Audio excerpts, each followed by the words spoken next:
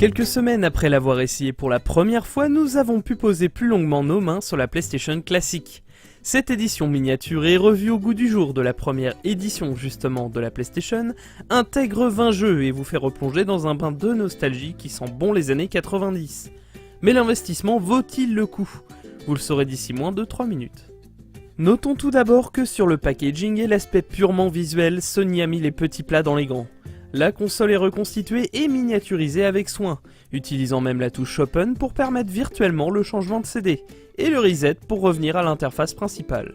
Les ports USB des manettes ont même été habillés de façon à ressembler aux branchements initiaux de la machine, signe d'un attachement aux détails appréciable.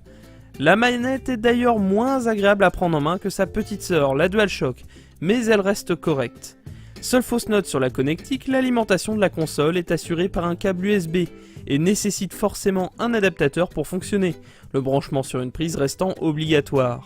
L'adaptateur n'étant pas fourni, il est donc nécessaire d'emprunter celui d'un autre de vos appareils, ou d'en acheter spécifiquement un si vous comptez laisser la console branchée en permanence.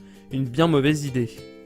Une fois la machine lancée, vous vous retrouvez dans une interface reprenant le modèle de la deuxième génération de consoles PlayStation dans nos contrées. Si l'ensemble a vieilli, il a le mérite d'être plutôt raccord avec la thématique rétro de la machine. En revanche, l'interface ne propose que quelques options de base liées à l'économie d'énergie et le choix de la langue. Pas d'étirement de l'écran, de modification de l'affichage autour de celui-ci non plus.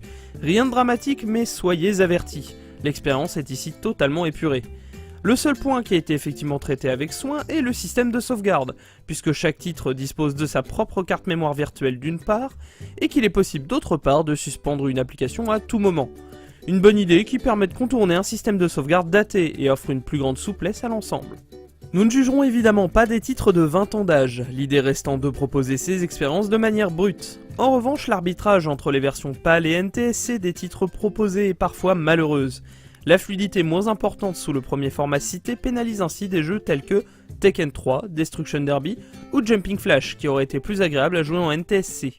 A l'inverse, un Final Fantasy VII ne profite pas vraiment du fait d'être dans cette dernière version puisque la question de sa fluidité est nettement moins cruciale. Dernier problème et non des moindres pour les joueurs français, seuls Grand Theft Auto et Rainbow Six sont proposés dans notre langue. S'il est possible d'excuser l'absence de traduction pour les productions multijoueurs au menu minimaliste, la perspective de lancer FF7, Metal Gear Solid ou Rayman en anglais, bien qu'ils avaient été traduits à l'époque, rebutera plus d'un joueur. Reste un catalogue plaisant, qui malgré quelques choix plus exotiques a le mérite d'offrir de la diversité et plusieurs chefs-d'œuvre allant de MGS à FF7 en passant par Resident Evil. Le reste du casting s'avère également plaisant et permettra même de redécouvrir des softs moins connus dans nos contrées. Mais là aussi, l'absence d'un Gran Turismo, d'un Crash Bandicoot ou même d'un Tomb Raider fait quand même tâche, tant ces titres ont marqué l'histoire de la machine. La PlayStation classique fait donc davantage office de belles pièces de collection que de machine qui vous donnera envie de finir tous vos titres favoris 20 ans plus tard. Séduisante sur la forme, elle pêche sur le fond, où nous aurions apprécié davantage d'attention, par le biais de la présence d'autres licences majeures, d'options plus importantes, et surtout de la mise à disposition des titres en français, au moins pour ceux qui avaient déjà bénéficié d'une traduction.